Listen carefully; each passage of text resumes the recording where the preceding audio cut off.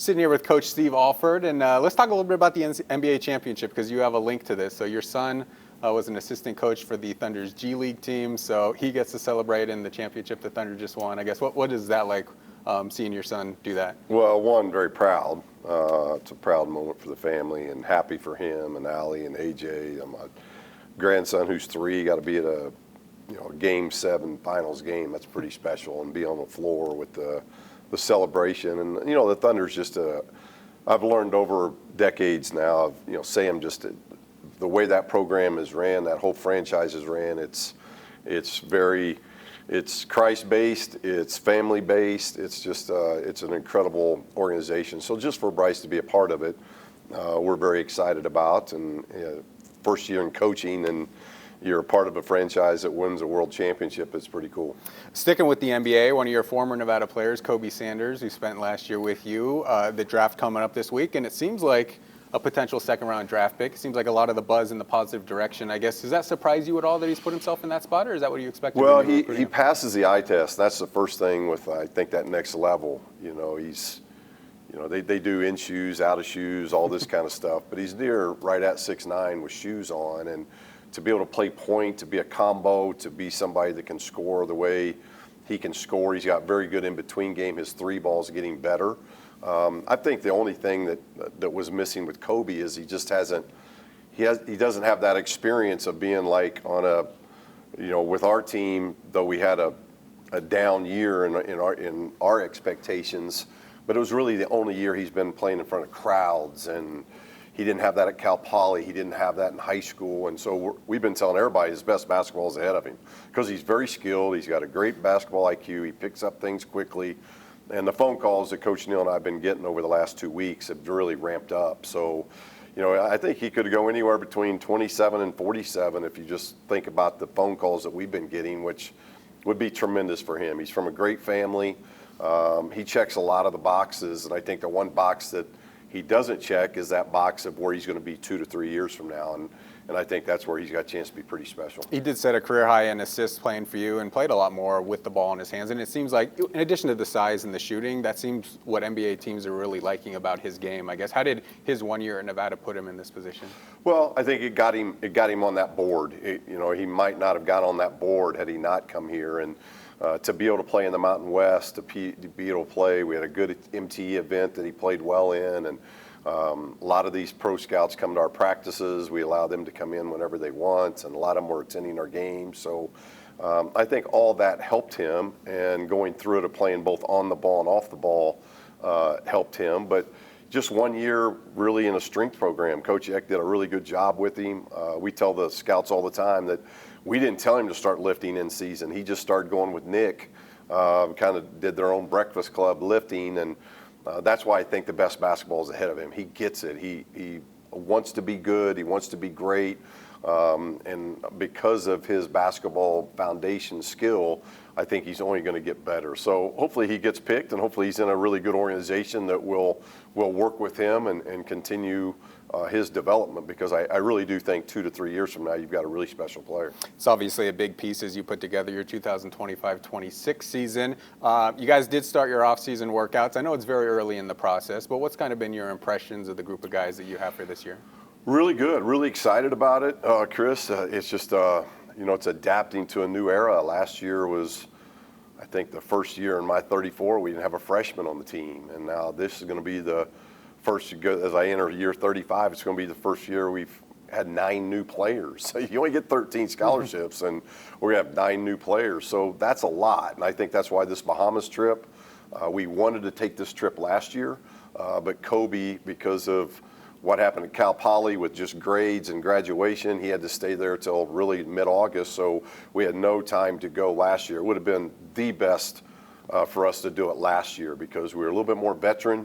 But we had enough newcomers that had we done a foreign trip, I think that would have really helped us. So we're hoping this has a lot to do with the success of the upcoming season, with just connecting 9 new guys with 4 returnees. You get 10 extra practices with a lot of time, and then the travel's not too bad. I don't really worry about who we're playing in the Bahamas as much as getting the trip to bond and There's other D1 teams down there that we're actually trying to get a waiver to be able to practice against them, which would be great. But being able to get the extra practices here and the extra time with them is huge, because you got 9 different guys from different parts of the country, but we are excited about what they're bringing. Seem to be high character guys, which is always something we talk about. The portals like speed dating, so you don't always get a really good, comfortable, confident feel a lot of times when you're recruiting so quickly. But it seems like this is a really good, high character team that wants to be good, and now it's just about putting the work in this summer and fall. Tell us a little bit about that trip to the Bahamas, I guess when it's going to be, and maybe some of the biggest advantages which you touched on. Well, we're waiting. We've got 2 players, Joel and Caleb, won't be here and pass physicals until probably shortly after the 4th of July. So we'll save those 10 practices that we get. Right now we're in the normal. You get 4 hours a week on the court, and then you get another 4 hours that can be in the weight room. So we're going 3 days a week for an hour 20. And then when Joel and Caleb get here, we'll start those 10 practices on top, and we'll go all the way to like the 30th of July. And I think we're on a red eye the 30th to Nassau. It's not easy getting there and back. You would think it would be a little bit easier than what it is, but we'll get there on the 31st, and then we come home on the 6th. So we'll get 2 games. I think 1 team with the Bahamian national team and 1 team with a team from Canada. It looks like that's what it's going to be, but we're hoping we get a waiver from the NCAA and practice against Murray State or Cincinnati, who's down there as well. That would be great. I'm sure you've taken a bunch of these trips in your career. I guess how much do you look forward to it, and how much of an advantage is it over not being able to have that opportunity? Yeah, it's one of those things that used to be really cool for the players, before the portal era. They got this every 4th year, and I think they're could be getting a little bit more lax on that, to where it's not 4 years. You can do it a little bit more often. But I've always liked it as team bonding and seeing parts of the country or world that maybe they haven't seen. I just didn't want to go, and obviously with a lot that's going on globally, that has a lot to do with it as well. But also the money and the time traveling. I didn't want to spend all that time and money. I wanted it to be as quickly as possible to where we get into our destination, we get to hang out, and we get to do a lot of that connectivity stuff that we like to do as staff and players, and not so much the staff, Chris, as much as it is the players. Mm-hmm. But we do have, we got 3 new staff members too. So Hannah in the ops position of handling travel, and then Lo and Kyle in assistant roles that they've got to learn the things that we like to do within the staff. So it comes at a really good time for us. So we're looking forward to it. We'll dismiss them on the 6th, and then they'll come back around the 22nd or 23rd when school's getting ready to start. You mentioned 9 new players, so 6 from the portal, 3 freshmen. I guess what specifically were you looking for to try and beef up the roster with so many scholarship spots available? Yeah, we wanted to, I think first and foremost, become more athletic. I think last year's team, though we were a little bit older, wasn't quite as athletic as we'd like to be, so I think we've increased our athleticism. I think we're going to be deeper up front now, which will help us. Jariah getting an extra year, Ethan being a freshman, Joel and Elijah playing those positions. Our freshmen don't look like freshmen. Ethan and Peyton are very physical, and Miles is a very quick, explosive point guard, so they don't look like freshmen, which is good. So I think we're going to be more athletic, more physical team is my hope. And then we wanted to add just scoring and obviously shooting. There's some question marks with shooting, but as I've watched the 4 or 5 practices that we've had, these guys know how to shoot the basketball. I think Tayshaun brings us another point guard with TR, which will really help us, Chris, because I think Keenan gave us that presence. Last year, Kobe, not a true point guard, more of a combo, and then TR really came on from January on. But a lot of the success that we've had prior to Nevada is playing multiple point guards. And I think the way the game has gone, you're looking at the Pacer Thunder series, you got a lot of ball handling guards. And I think our ball handling has a chance to be at a level that we haven't had it. And if we can do that, then I think that creates more opportunities for us offensively, and open up better shooting opportunities for us, but also what we can do defensively. I think this has the potential, again, it's just potential, it's early, but potentially our deepest team, our most athletic team, where we can increase pressure when we want to increase pressure, and be a little bit more disruptive defensively is my hope than what we've been maybe in the last year or two. Point guard's a lot smaller than you've had in the past. Is that on purpose, or is that just coincidental? No, because when Keenan got here, he was a combo from Florida. He was just from FAU. He was somebody that was a combo, and Coach Neal and I are in a practice, and we're like, he's got a great basketball IQ. He's got a great feel. Let's just throw him out there. I think TR might have been hurt at the time, or somebody was, maybe Hunter. I think Hunter had an injury. So it was kind of just by practice. And so he ended up filling into that and being a very good point guard. And then Kobe was somebody that can play. It's not really his most natural position, but we've had good size back there. And now we'll get more to, I think, when you see Tayshaun and you see TR, you're like, oh yeah, those are point guards. And very physical. Tayshaun's very, very physical and strong, and TR's quick. So I think we can play them together, but you can also play them opposite of each other as well. So you opened the class with Elijah Price. That's someone who's played in the Mountain West, Fresno State last year, averaged more than 10 points, one of the top rebounders in the league. I guess, what did you like about him, and how important is he going to be to the team? I thought he was our biggest key, Chris, because obviously losing Nick to the portal, that was going to be a big piece for us, having that guy that could play the 4. And if he plays the 5, it's just because we're going to go a little bit smaller and faster. But just getting that guy that was like Nick's position, that can shoot the 3. We played him 3 times, so we got to know him. And he was at Drake sitting out when we played 2 years ago, so we've known Elijah for quite some time. And he just fit our mold. We brought him in. He was excited from the get-go. He knew about Nick leaving, so it was sometimes you got to make sure you want that person that wants that smoke, because Nick was going to be a go-to guy, and I think Nick was starting to get better and better. Wasn't there yet, and I think that's where, if you look at it, last year we were 3-8 in 2-possession games.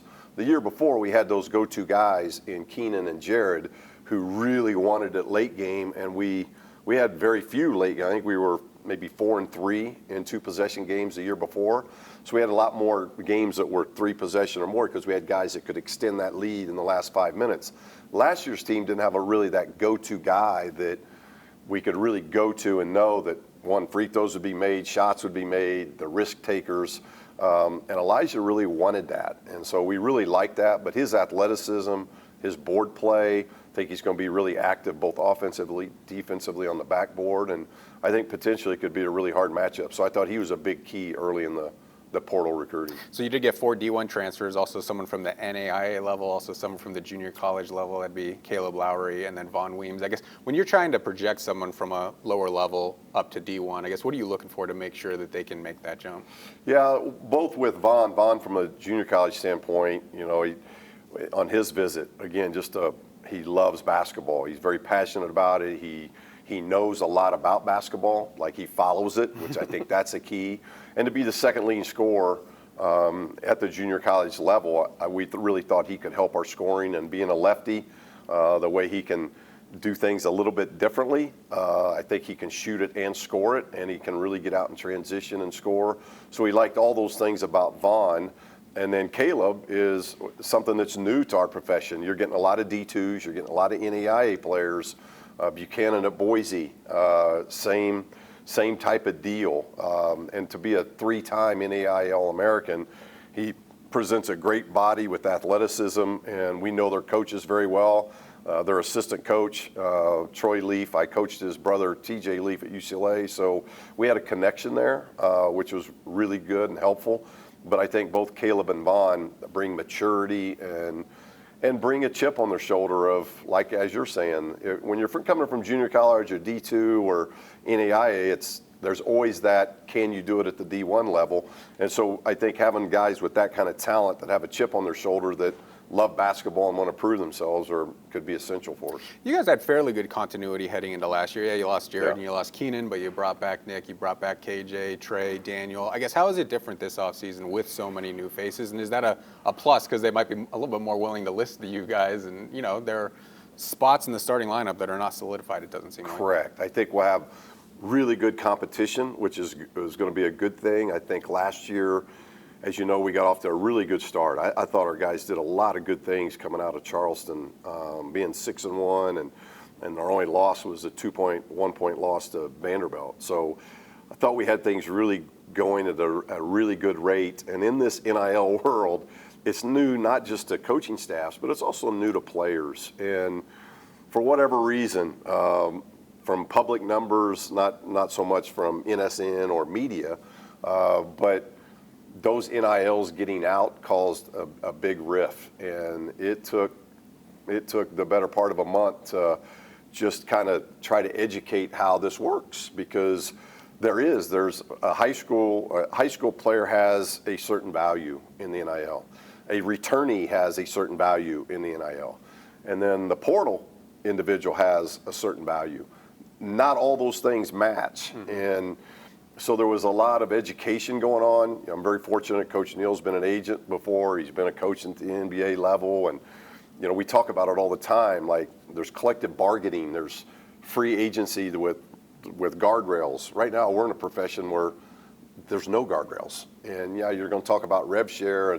But rev share is not in lieu of the NIL. Yeah. It's NIL and rev share. And so you're just dealing with a lot of, and I don't think our team handled it well. And then all of a sudden, you lose your opener in league play, and then you start 0-4 in league play, and now you've been smacked pretty good, and we just never recovered. We played basically 500 basketball from there, but I thought our basketball got better. I did think we were better at the end, but losing Trey for the better part of February on, and losing Daniel, Daniel's best year was a year ago when he was fully healthy. And it's very unfortunate that really our community never really saw Daniel the way we saw Daniel, because when he was healthy, he was that Swiss Army knife that could do an awful lot of things for us. And KJ was not healthy this year. So we had to battle a lot of those things. And I give our guys a lot of credit. We would have been in the NIT. The guys opted not to play. And I get it. It's KJ wasn't healthy. Trey wasn't. Daniel wasn't. I'm not sure we'd had 5, maybe 6 players going to the NIT, so that's not a good thing. But maybe suit up you and yeah, Noodles. and that's how it's changed too, Chris. It's when I played, or even my first 20 years of coaching, 25 years of coaching, the NIT was something everybody wanted to play in, and now it's just changed. Yeah. It's a whole different. It's with that portal looming. And I think maybe that portal date will change. I'm hopeful. It looks like that portal date might get closer to the Final Four or after. To me, that makes a little bit more sense, because it would allow players, I think, the opportunity of playing in postseason. Because the NCAA is not easy. I've been doing this a long time, and it's the hardest, in my opinion, it's the hardest postseason of any sport in collegiate sports. You're talking about over 350 teams competing for 68 spots. And so it's a very difficult thing to get into, and then seeding has a lot to do with advancing. And so hopefully if you can move that back, kids aren't thinking about the portal before they're thinking about trying to play in postseason, whatever that may be. You mentioned how hard it is to get into the tournament. There's been discussion about expanding it. I guess, where do you sit on that topic? Would you like to see more teams into the tournament? Yeah, I would. I think that's a very positive thing, because it allows more student athletes the opportunity to play in postseason. Because again, I think it's the tightest postseason of any sport, in my opinion, both men and women. And so it's hard. It's hard to get in. It's hard to advance. So giving those kids more opportunities, I think I'm in favor. Now, do those more opportunities come at the P4, P5 level? Probably. Yeah. That's probably where you're looking at now. The Big Tens and the Big 12s and the SEC, instead of getting 10 of their teams in, they're going to get 12 of their teams in. So that's where that's a fine line to me as well, because I've been on both sides, and I get it. I get the Power 5 level, I get our level, and unfortunately our level is being squeezed. It's being squeezed at a level that is going to be tough moving forward, because I do think most of these rules that are happening and from the NIL, rev share, everything are obviously going to benefit the P5s. Well, you mentioned NIL and the numbers getting out, but now you have revenue sharing, so the athletic department can share with specific athletes. I guess, how are you going to have those conversations with the players to make sure that it's still a team first mentality when there is a financial element to it as well? Yeah, and I go back to agents. These guys are getting agents, and they're charging 15% or more. It's insane. Where if you're an NBA player, it's 4% or less. So these kids are figuring out that, and they don't think 15% is a lot. Yeah, it is. After taxes and after, you're not making the $1 million that these NBA guys are making, and they're only paying 4%. So you're just dealing with a lot of that as well, that these kids are going through it for the first time and learning. And so we're finding that, late in our career here, we always felt like we were a very communicative staff. Now it's on steroids. It's just daily, investing in these young people's lives, because it's a whole different deal. It's different for the parents. They don't have a good feel or understanding of what it is, because overnight the families are getting all this kind of money, which is a positive. It's a great thing for the families, but learning how to deal with it and handle it and keep it in perspective, those are things that we're constantly trying to educate our guys with. Really positive development was the GSR Arena getting the little public funding they were requesting, and they have broken ground and moving forward. I know you were a big part of that process. You were at the city council member and spoke in favor of it. Just with that arena now coming to life and being something that's actually going to happen, how does that help you in recruiting, help you in donations, just help you and this program moving forward? Yeah, recruiting is, obviously, because it's a year-to-year thing. Yeah.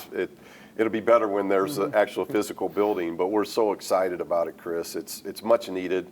Obviously, Alex and his team, we couldn't thank them enough. They've been instrumental, not just in the process of the building, but with NIL. They've done so much. So GSR, we're so appreciative of everything that they're doing. And Stephanie and Brian, they've been the leaders of this whole thing, and we've been very appreciative of, from our sports standpoint, of just what they've been able to do to move this and to move it as fast and as quickly as they can, and kind of in a relationship that's being built with the GSR has been. I think it's going to be something that obviously it's going to affect our sport in a very positive way, but this community is going to be blessed by this building because of the concerts and hockey, whatever it may be. I just think it's going to be a special event. And for us to be a part of it, we're pretty excited about it. You mentioned last year maybe it wasn't the expectations you had, but whenever you've had kind of a down year, and you haven't had a lot in your career, next year's in the NCAA tournament. So I guess what needs to happen for that trend to continue for you guys to get back to the tournament? That's been, and you know me a little bit, and Coach Neal, but we're so competitive, and everywhere we've been able to advance it to the point that we wanted to advance it, and we haven't yet. At Nevada. That's something that, and Ray's our SID, he knows, and I was telling him about it earlier, that, Rick Pitino and our staff's the only ones that have taken 5 different teams and won an NCAA game. That's how hard it is. And so I've been very blessed, Chris. I am so thankful. God's blessed me and our family more times than I could think. And I would have no idea as a kid growing up in Indiana that I'd spend I'm right at half now. Half my coaching career was in basically the Midwest, and half my career's been out West. And other than being in the Olympics in '84, I had never experienced the West. So been very blessed of the friendships and everything, but dealing with COVID and then coming into the NIL world, which I think we've handled pretty well. We had those really 2 good years, and I would have loved to go back and play the last 7 minutes again against Dayton, but they don't let you do that. It's the Pacers would love to have Halliburton in the last 2.5 quarters of the game last night. That's what sport is, and so we haven't gotten over that hump, and that's what we're aspiring to do. That's what we're working to do. I think we've been competitive. We've had very good teams, but getting to that next level of conference title and NCAA advancement, that's on our minds, and that's what we're working every day for, because ultimately that's what we're in the profession for. We're in a winning profession. Now, in saying that, Chris, it is about the development of the individual too, and I don't want these kids, now that they're getting paid, to now become entitled and not understand the area that they're living in is a great area to live in. You're getting paid. The market value changes. It changes with coaches. It changes with players. Oscar Robertson, one of the best ever. He didn't get to make the money that some of these guys that are making coming off the bench for the Thunder or the Pacers aren't anywhere close to what Oscar Robertson was. But that's the market. And so as the market changes, I don't want them to change as people. It's still our job as coaches to teach young men how to become men and future husbands, future grandfathers, future whatever they're doing in their business and what they're going to get into, being the best version of themselves. And I think we've been able to do that in these 6 years without getting that championship, and that's what we're still aspiring to do. Do you think this is the group that can get that championship, or like too Well, early to tell with like 3 or 4 practices? It is early, and obviously San Diego State's got a lot coming back, and they've been the cream of the crop. They've made the Final Four run, the national title game, and so they're reaping a lot of benefits out of that. Dutch has got them playing at a really high level, and I think they're going to be really super talented. I do think past them, there's a lot of things open, to be accomplished, and doesn't mean that they're going to win it. Excuse me. I just think on paper in June, they look the most competitive. That's what everybody's got to get to, and there's a lot of us that probably 6 teams, maybe in the next group that, could do the Colorado State. Probably was not one of those teams last year that everybody thought would. And they ended up, in my opinion, being the best team in our league from February on. They were as good as anybody in our league. So that's what we got to keep working towards. So we got to stay healthy, and we've got to connect these guys, and we've got to have a really good summer and fall. And if we do that, then I think we're going to be one of those teams that are going to be highly competitive. Thanks so much for the time. Enjoy the Bahamas, and appreciate best it. of luck this summer. Thank you. Thanks, Chris. Appreciate it.